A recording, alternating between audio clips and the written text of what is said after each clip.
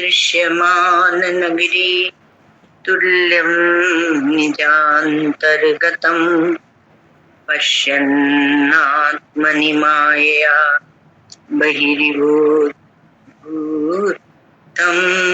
यथा निद्रया यः साक्षात् कुरुते प्रबोध समये स्वात्मानमेवाद्वयं तस्मै श्री गुरुमूर्तये नमः इदं श्री दक्षिणामूर्तये।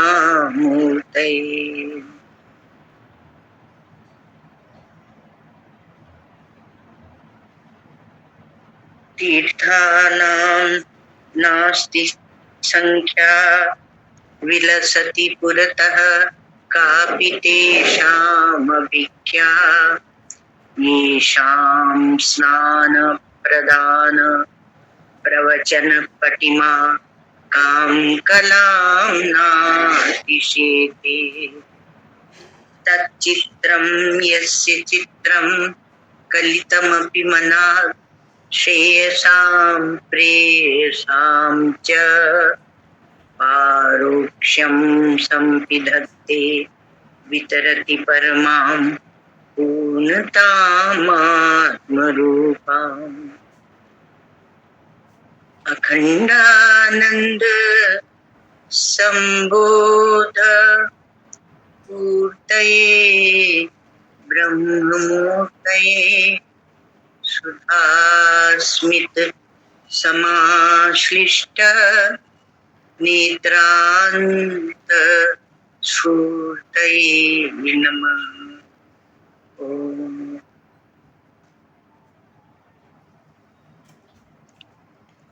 शंकरं शंकराचार्यं केशवं बादरायणं सूत्रभाष्यकृतौ वन्दे भगवन्तौ पुनः पुनः। ईश्वरो गुरुरात्मेति मूर्तिभेद विभागिने व्योमवद्व्याप्तदेहाय दक्षिणामूर्तये नमः।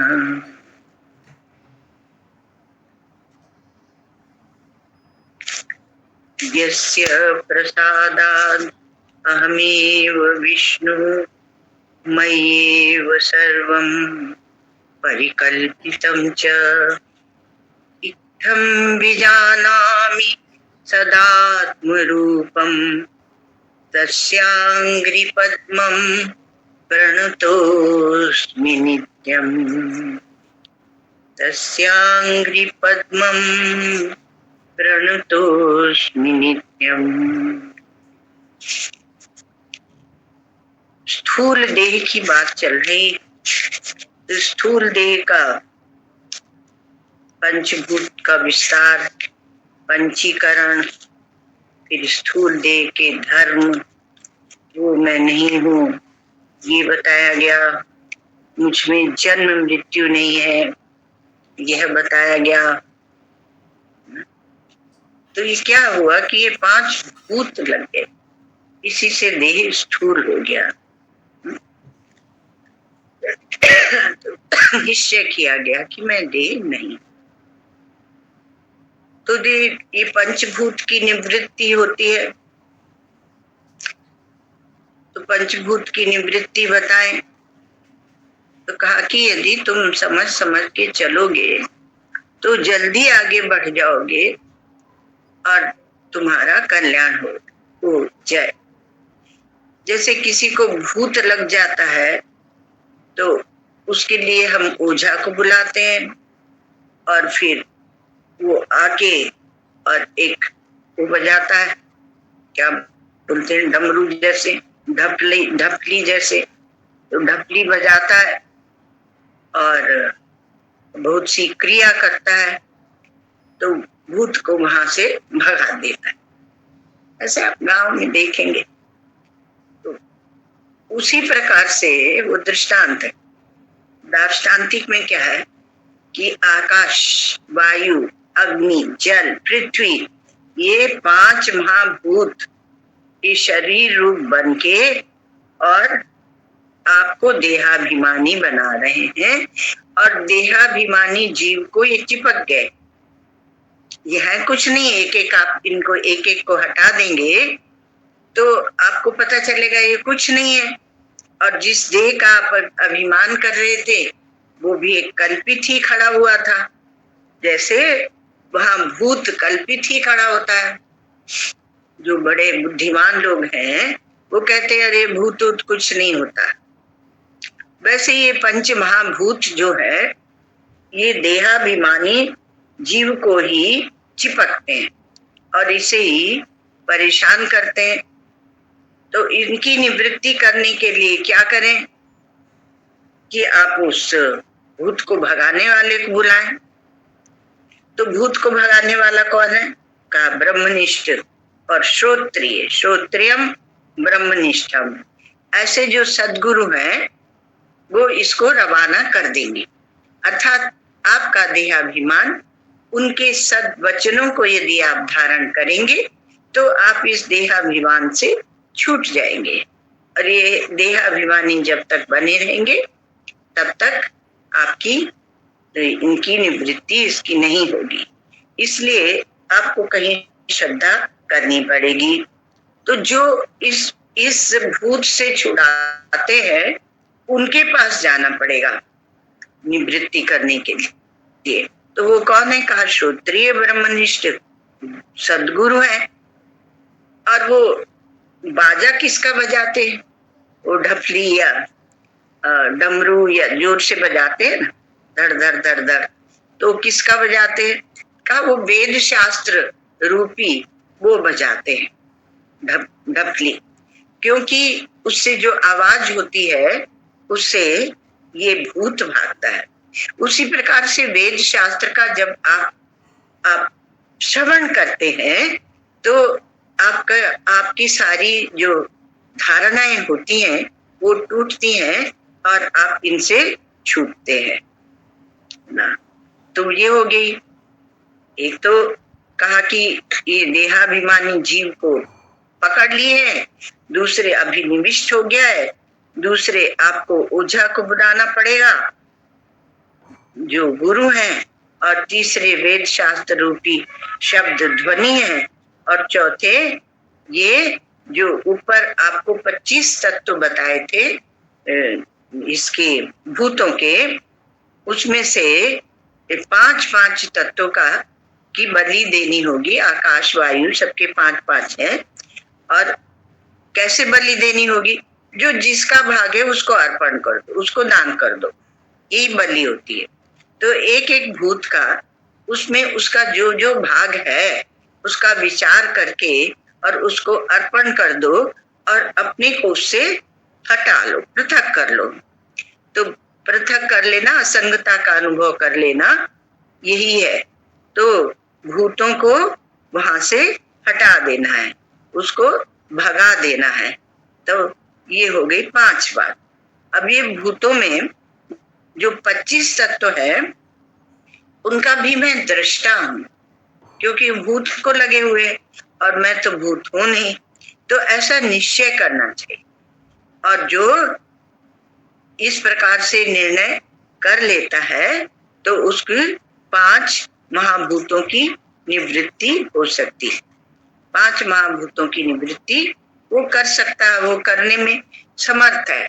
यदि विचार को ठीक अपने गहरे में बिठा ले तो ये जो स्थूल शरीर के हम दृष्टा है, घट दृष्टा घटा भिन्न सर्वथा न घटो यथा, ये श्लोक हम लोगों ने किया था, है ना। देह दृष्टा तथा देहो ना हम नित्यवधारे। तो ऐसे भाष्यकार भगवान बहुत से श्लोक दिए हैं।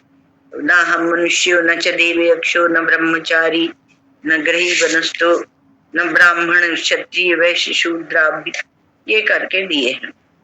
तो तद विज्ञानार्थम सगुरु में वाभिदच्छे। अब उनकी निवृत्ति के लिए कहाँ जाए? भूतों की निवृत्ति के लिए इतना अभिनिवेश है कि हम कितने जन्मों से इसी में फंसे हुए हैं। एक शरीर को छोड़कर दूसरे को पकड़ लेते हैं। एक भूत गया तो दूसरा आ गया, दूसरा गया तो तीसरा आ गया। अब कभी हम कुछ बन जाते हैं, कभी कुछ बन जाते हैं, तो ये बनते रहते हैं। तो कहा कि ईश्वर करता है, ईश्वर नहीं, हमारी वासनाओं के कारण हम जन्म और मृत्यु को प्राप्त करते हैं, और अज्ञान के कारण ये पूरा पसारा फैला हुआ ना, अज्ञान के कारण। तो इसलिए उससे छूटने के लिए, निवृत्ति के लिए, तद विज्ञानार्थम, अज्ञान कैसे हटेगा? जब आप ज्ञान विज्ञान की ओर चलेंगे तभी अज्ञान हट जाएगा। तो तद विज्ञानार्थम स गुरुमेवाभिगच्छेत् समित पाणी श्रोत्रियम ब्रह्मनिष्ठम। उपनिषद भगवती श्रुति ने आदेश दिया, श्रुति का आदेश, श्रुत्यादेश। तो क्या है? तद विज्ञानार्थम स गुरुमेवाभिगच्छेत् समित पाणी श्रोत्रियम ब्रह्मनिष्ठम। तो उसको जानने के लिए, उस तत्व को जानने के लिए, या कहें तो ब्रह्म ज्ञान की प्राप्ति के लिए हाथ में समिधा लेकर, समित पानी, पानी हाथ में समिधा लेकर, है ना। अब मतलब समिधा माने कोई प्रकार की भेंट, कोई वस्तु लेकर जाना चाहिए गुरुदेव के पास, खाली हाथ नहीं जाना चाहिए। तो समिधा आदि लेकर और श्रोत्रिय और ब्रह्मनिष्ठ गुरु की शरण में जाए। गुरु मेवाभिगच्छेत् समित पाणी और श्रोत्रियम ब्रह्मनिष्ठम, श्रोत्रिय ब्रह्मनिष्ठ गुरु के पास। दोनों की बात कही गई यहाँ पर कि श्रोत्रिय और ब्रह्मनिष्ठ गुरु की शरण में जाना है। फिर क्या करे? फिर जाके उनको साष्टांग प्रणाम करे, अर्थात अपने स्थूल शरीर का उन्हें समर्पण कर दे कि आप जैसे रखोगे वैसे रहेंगे, है ना। अब पहले की बात और थी, पहले तो अगर गुरु कभी कभी ऐसी परीक्षा लेते थे कि ऊपर पहाड़ से धक्का देकर फेंक देते थे नीचे, तो भी वह गुरु को नहीं छोड़ता था। अब तो अगर एक बात कह दी तो महाराज किसमें चोट लगती? व्यक्तित्व में, अहंकार। बात हमें अकेले में कह सकते, सबके सामने कहने की क्या जरूरत? और वहां पर सेठ लोग भी बैठे थे, उस सेठों के सामने क्यों कर?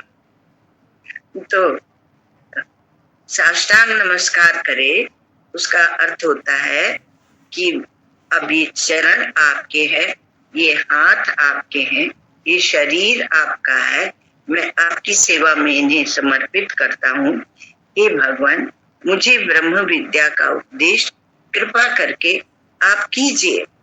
ये गुरु, ये बंधन क्या होता है और मोक्ष का क्या स्वरूप होता है, ये पूछे जाके गुरु से। और अविद्या किसे कहते हैं, ये राग द्वेष की बात नहीं करनी है। वहां जाकर आपको अपने ही अंदर जो बने हुए हैं शत्रु आदि, उनकी बात करें। तो अविद्या किसे कहते हैं और हम इससे कैसे छूटे? और ब्रह्म विद्या से इससे छूटते हैं तो ब्रह्म विद्या का उपदेश कीजिए। और विद्या किसे कहते हैं? इस प्रकार से विनय पूर्वक प्रश्न पूछे। प्रश्न पूछना चाहिए। अच्छा, विनय पूर्वक प्रश्न पूछे, उसके पहले वो यदि गुरु की सेवा में लग जाता है तो उसे पता है कि कब प्रश्न पूछना है। ये नहीं कि वो कुछ असुविधा में, उनको बुखार चढ़ रहा है और आप प्रश्न पूछ रहे, उनको जुलाब लग रहा है और आप प्रश्न पूछ रहे। इसलिए कहते हैं पहले सेवा करो। तो विनय पूर्वक प्रश्न पूछे और सदगुरु की पहले प्रसन्नता प्राप्त कर लेनी चाहिए। तन से, मन से, धन से और वाणी से, सब प्रकार से अपने आप को गुरु के प्रति अर्पण करे और उनकी खूब सेवा करनी चाहिए। इस शास्त्र का आदेश है कि उनकी खूब सेवा करना चाहिए। और किससे? तन से, मन से, धन से, वाणी से। तन करी बहु सेवा विस्तारे, आज्ञा गुरु की कबहु न टारे। तन से बहुत सेवा का विस्तार, आज्ञा गुरु की कबहु न टारे, मन में प्रेम राम सम राखे, कोई प्रसन्न गुरु इम अभिलाखे। मतलब ये कह रहे हैं कि तन से बहुत सेवा करे, उनकी शरीर की बहुत सेवा करे और उनकी आज्ञा का कभी अवहेलना न करे, उनकी आज्ञा का तुरंत पालन करे बिना कुछ सोचे विचारे। आप जानते हैं ना, एक कथा आती है ना पद्मपादाचार्य की, कि भाष्यकार भगवान शंकराचार्य ने इस पार से बुलाया और नदी के उस पार है पद्मपादाचार्य, तो वैसे ही दौड़ पड़े तो नदी के ऊपर से चलते गए और जहां जहां वो चलते थे वहां वहां एक कमल का फूल खिल जाता था, उसी पर वो पांव रखते रखते पार हो गए। तो पद्मपाद, इसलिए उनका नाम पड़ा पद्मपाद। तो इतने प्रेम से गुरु की सेवा करते थे कि उसके और अतिरिक्त, गुरु की सेवा के अतिरिक्त उनका और कोई जीवन ही नहीं था, वही सब कुछ था। जो करे उसमें पूरी निष्ठा होनी चाहिए, है ना। तो ये एक बात रखी कि उनकी सेवा करे और गुरु की आज्ञा कभी ना टाले, गुरु की आज्ञा कभी ना टाले और मन में, अपने मन में गुरु, उनकी आज्ञा का लोप नहीं होना चाहिए और मन में गुरु के ऊपर साक्षात ये भगवान श्री राम है, अर्थात प्रेम और करुणा और कृपा की मूर्ति है। ऐसे जैसे भगवान के ऊपर प्रेम होता है उतना प्रेम रखे और मन में प्रेम राम सम राखे, कोई प्रसन्न गुरु इमिया, और हमेशा ये अभिलाषा करता रहे कि मेरे गुरुदेव मुझसे प्रसन्न हो जाएं। और प्रेम और गुरु कब प्रसन्न होंगे, मैं क्या करूं कि मेरे गुरुदेव मुझसे प्रसन्न हो जाएं, यही अभिलाषा मन में रखे। दुनिया की अभिलाषा ना रखे, गुरु की प्रसन्नता की ही अभिलाषा रखे। अब यहाँ पर ये लोग एक टिप्पणी देते हैं, वो बोलते हैं कि यदि पुरुष शिष्य है और स्त्री गुरु है अथवा तो उनके शरीर की सेवा नहीं करे, तो यदि गुरु पत्नी के शरीर की भी किसी प्रकार की सेवा नहीं करे, कौन? पुरुष शिष्य, अथवा तो स्त्री शिष्य है और पुरुष शरीर से गुरु हो तो गुरु के शरीर की कोई सेवा ना करे। तो कौन सी सेवा करे? तो दूर से जो किसी प्रकार की सेवा बन सकती है वह करे और बड़े प्रेम से करे। ऐसा नहीं है कि और कोई सेवा नहीं होती, दूर से बहुत सी अनेकानेक सेवाएं होती हैं, वो करे, है ना। अब क्या गिनाना, क्या आप खुद समझदार हैं, तो दूर दूर से सेवा करे, शरीर का स्पर्श करके सेवा ना करे, ऐसी एक मर्यादा शास्त्र ने बता दी। और भगवान की तरह गुरु से प्रेम करें। अब देखो, तन मन धन से सेवा करें, तो तन से हुआ, मन से ये हुआ कि भगवान की तरह यस्य देवे परा भक्ति यथा देवे तथा गुरु, जिसकी देवता अपने इष्ट देवता में परा भक्ति है और जैसी देवता में है वैसी गुरु में है, तो उसको सब अर्थ, शास्त्र के अर्थ जो गुरुदेव बताएंगे वो प्रकाशित होने लगते हैं। तसेते कथिता अर्था प्रकाशन्ते महात्मानः, तो ऐसे महात्मा को प्रकाशित होने लगते हैं क्योंकि उसका प्रेम केवल अपने से, शास्त्र से और ज्ञान से। अब यहाँ पर एक बात और कही जा रही है कि जो हम धन अर्पण करते हैं उसके दो प्रकार बताए जा रहे हैं ना। तो अब क्या है कि पत्नी, पुत्र, भूमि, पशु, दासी, दास, द्रव्य, ग्रह, व्रीहि, विनाशा, धन पद इन सब हिन को भाके, कोई गुरु शरण दूर तिहि राखे। नाखे, नाखे मतलब फेंक देना, और राखे माने रख देना। स्त्री, पुत्र, भूमि जमीन और पशु, दूसरी जो पशु आदि संपत्ति मानी जाती थी। पशु बैंक बैलेंस, दासी दास और द्रव्य माने धन, और रहने का ग्रह माने रहने का घर, और उसके अलावा व्रीहि विनाशा, और सब जो व्रीहि धन धान्य आदि जो होता है, और डांगर माने पशु आदि जो होते हैं, सब धान्य जो होते हैं, इनको सबको धन कहते हैं। धन पद इन सब को भाखे, इन सबको धन पद से कहा जाता है, धन कहते हैं। अब जब मुमुक्षु कल्याण की कामना से और गुरुदेव की शरण में जाता है तो इन सबको छोड़कर जाए, इनका त्याग करके जाए, इनको लेकर नहीं जाए। एक महात्मा थे महाराज, तो पुराने समय की बात है, तो उनके पास 9 लाख रुपए थे, और उनके तब लाख बहुत रुपया माना जाता था, लखपति कोई ही होता था। तो 9 लाख रुपए थे। अब वो जब साधु बनने चले तो उन्होंने अपने पुत्रों को 1-1 लाख दिया और आए। मान लो ऋषिकेश आ गए, गंगा किनारे गुरुदेव के पास। तो जब गुरुदेव के पास आ गए तो दूसरे लोगों को बताते थे, मेरे पास 9 लाख रुपए थे, तो मैंने एक बेटे को 1-1 लाख रुपए देकर और तब यहाँ आया हूँ।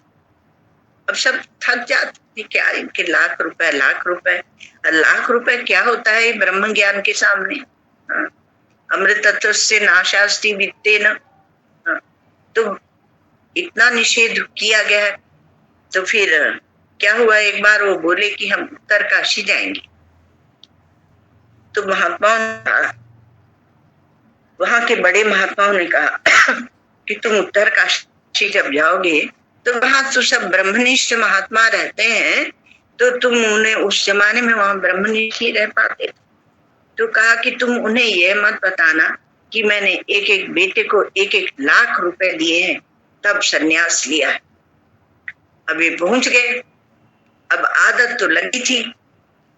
तो वहां पहले ही महात्मा जिनको मिले तो उनसे बोले कि मैंने एक बेटे को 1-1 लाख रुपए दिए। 7 बेटे थे या 9 बेटे थे, तो कहा मेरे 9 बेटे थे, प्रत्येक को 1-1 लाख रुपए देकर और उसका सबका त्याग करके तब यहाँ आया हूँ। तो महात्मा अवधूत, उन्होंने कहा एक टांग से आया है, एक टांग है, लंगड़ा है तू अभी, और लंगड़े को सन्यास नहीं दिया जाता। मतलब तो बोले कि एक टांग तो अभी तेरी उस 9 लाख में ही चिपकी हुई है, और एक टांग से यहाँ आया है, तभी सबको बताता रहता है कि मैंने एक बेटे को 1-1 लाख रुपए देकर तब आया हूँ। अर्थात उसकी महत्ता, बुद्धि में उसकी महत्ता तो बनी हुई है। तो बुद्धि में जब उसकी महत्ता बनी हुई है तो तेरी टांग तो वही चिपकी हुई है, तो लंगड़ाता आया है। पहले अपनी टांग छोड़ा तब आना। अब यहाँ तो ऋषिकेश हरिद्वार में तो कोई कुछ नहीं बोल रहे थे, और वहाँ पुराने जमाने की बात बता रहे हैं। अब जब वहां उत्तरकाशी पहुंचे तो उन्होंने कहा कि तुमने क्या त्याग किया? कुछ त्याग नहीं किया, क्योंकि त्याग जिसका करते हैं उसके प्रति महत्व बुद्धि नहीं होनी चाहिए। अगर महत्व बुद्धि है तो अभी त्याग हुआ नहीं। तो धन अर्पण को भेव एक, कहो सुन दूसरो। अब कहते हैं कि धन के अर्पण का एक प्रकार तो तुम्हें कहा, कोई गृहस्थ गुरुदेव याज्ञवल्क्य समदेव थी। यदि मान लो कि तो गुरुदेव जो है ब्रह्म ज्ञानी महात्मा, वो गृहस्थ है याज्ञवल्क्य मुनि की तरह, है ना, तो उनको उनको लाकर उन्हें सब अर्पण कर देना चाहिए, उन्हें अर्पण करना चाहिए। अब इसमें क्या है कि यदि विरक्त हैं तब तो ठीक, यदि गृहस्थ हैं तो उन्हीं को अर्पण करना चाहिए। अब वो तो आश्रम आदि जो होते हैं ना, तो समझो कि विरक्त रह ही नहीं जाते, क्या क्या कथा करनी माया की। तो धन अर्पण को भेव एक, कहो सुन दूसरो, कोई गृहस्थ गुरुदेव है, गृहस्थ गुरुदेव तो याज्ञवल्क्य के सम देवहूति। अच्छा, तो ये तो हुआ धन। आपको क्या बताया था? तन मन धन और वाणी। अब वाणी का अर्पण, तो वाणी के अर्पण का प्रकार बताते हैं। धन अर्पण का प्रकार बताया, अब वाणी के अर्पण का प्रकार सुनो, बहुत मधुर है। भाखत गुणगन गुरु के बानी शुद्ध, दोष न कबहु अर्पण करी इम बुद्ध। तो गुरु की अपनी वाणी से अपने गुरुदेव का कि जो जो गुण दोष होते हैं वो गुण ही कहना चाहिए। जे जे गुण होते हैं वो दूसरों को बताना चाहिए। तो अपनी वाणी से गुरुदेव के गुणों का वर्णन करना चाहिए और कभी भी गुरुदेव के प्रति द्वेष बुद्धि तो करनी ही नहीं चाहिए। जो गुरुदेव के प्रति द्वेष बुद्धि करते हैं उनका कहीं भी निस्तार नहीं है, अर्थात उनकी कहीं भी गति नहीं है, क्योंकि शास्त्र ने आज्ञा दी कि गुरु के गुणों का ही वर्णन करना चाहिए और कभी दोष का अर्पण नहीं करना चाहिए। ऐसा अच्छी तरह से जान लो। यहाँ तक कहा गया है कि यदि गुरु की कोई निंदा करे तो वहां से उठ के चले जाओ और नहीं तो उसकी जीभ पकड़ के खींच लो। जो निंदा करने वाला है उसकी ऐसे कहा जीभ खींचो, नहीं तो वहां से उठ के चले जाओ। जीभ खींचने का मन नहीं है तो चले जाओ। और इसलिए पहले से ही समझ बूझ के गुरु बनाना चाहिए। गुरु कीजिए जान और जल पीजिए छान। गुरु कीजिए जानकर और पानी पीजिए छान कर। गुरु करने की जल्दी नहीं करनी चाहिए और उनकी रहनी करनी सबको जानकर, ठीक से जानकर तब गुरु बनाना चाहिए। और यदि आपको उनकी ठीक पहचान नहीं है तो आप थोड़ा समय और ले लीजिए, उनको समझ लीजिए और फिर उनके उपदेश आदि सुनने के पश्चात ही उनको गुरु मानना चाहिए। और ऐसा उसी प्रकार से पानी जो है जल वो छान कर पीना चाहिए, ऐसी शास्त्र ने एक मर्यादा बताई। तो दोष दृष्टि स्वप्ने नहीं आने, हरिहर ब्रह्म गंग रवि जाने। गुरु मूर्ति को ही में जाना, धारे जो चाहे कल्याण। सुंदर एक दोहा बता दिया कि स्वप्न में भी गुरु के प्रति दोष दृष्टि नहीं करे, जो चाहे कल्याणा। यदि हृदय में कल्याण की ही भावना है अपनी कि हमारा कल्याण हो जाए, तो गुरु के ऊपर स्वप्न में तो क्या, स्वप्न जागृत में तो क्या, स्वप्न में भी दोष दृष्टि नहीं करे। दोष दृष्टि स्वप्ने नहीं आने, हरिहर ब्रह्म गंग रवि जाने। और उनको हरि विष्णु जाने, और जब पालन करते हैं हर, जब विनाश करते हैं ब्रह्मा, जब रजोगुणी होते हैं संसार व्यवहार में लगे होते हैं, और जब शांत बैठे होते हैं निवृत्ति में तब गंगा, और रवि जब उपदेश के द्वारा प्रकाश दे रहे होते हैं। तो दोष दृष्टि स्वप्ने नहीं आने, हर हर ब्रह्म गंग रवि जाने। उन्हें हरि विष्णु, उन्हें हर शिव, उन्हें शंकर, उन्हें ब्रह्म ब्रह्मा, गंगा और सूर्य जाने। तो गुरु मूर्ति को ही में ध्याना, धारे जो चाहे कल्याण। और गुरुदेव की मूर्ति को हृदय में बिठा ले और उन्हीं का ध्यान करे यदि वो अपना कल्याण चाहता है। जो हृदय में कल्याण की भावना है तो गुरु के ऊपर जागृत में तो क्या, स्वप्न में भी उनके प्रति दोष दृष्टि नहीं करे। तो एक तो शिव के ऊपर प्रेम भाव बताते हैं, इसलिए वो हरि विष्णु के रूप है ऐसे जानना चाहिए। दूसरे क्रोधायमान होते हैं, निग्रह करते हैं, डांटते हैं उन्हें तो सुधारते हैं, तो इसलिए वो हर माने महादेव के रूप उनको जानना चाहिए। और जब कुछ राजसी व्यवहार में प्रवृत्ति में जाते हैं तो लगे होते हैं तब उनको ब्रह्मा रूप जानना चाहिए। और जब शांति में बैठे होते हैं तब वो गंगा देवी रूप है ऐसे जानना चाहिए। और जब वचन रूपी किरणों के द्वारा भ्रांति का निवारण करते हैं, संदेह का नाश करते हैं, अज्ञान को दूर करते हैं, तब उन्हें रवि सूर्य समान जानना चाहिए। इस प्रकार से ये कहा कि गुरु तो करो नहीं, ये कहा क्या कि गुरु नहीं करना है। बहुत अभागा होता है जिसको सृष्टि में कोई उसका हितकारी नहीं मिलता, कोई उसका कल्याण करने वाला नहीं होता। तो जो कहा कि गुरु तो करना नहीं, पर अगर गुरु किए हैं तो फिर गुरु के ऊपर शिष्य को हमेशा ईश्वर भाव रखना चाहिए। तो सब प्रकार के रूप उनके स्वीकृत होना चाहिए।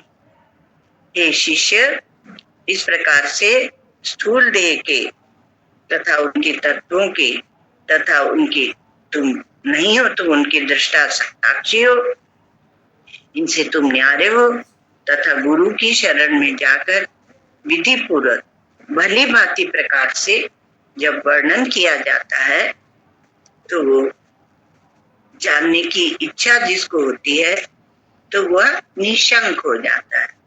तो गुरु के पास जाते ही निशंक हो जाता है और उसको उसकी समझ बढ़ने लगती है। हरिओम तत्सत।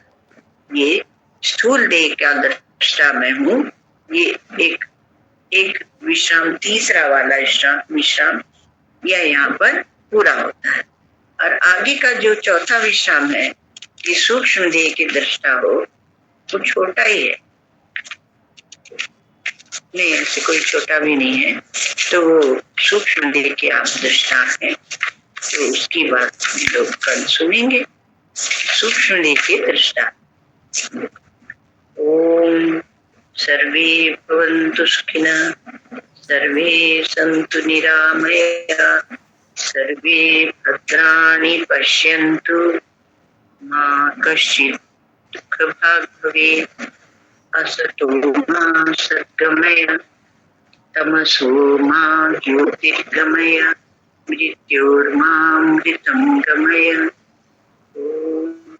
पूर्णमदः पूर्णमिदं पूर्णात् पूर्णमुदच्यते, पूर्णस्य पूर्णमादाय पूर्णमेवावशिष्यते।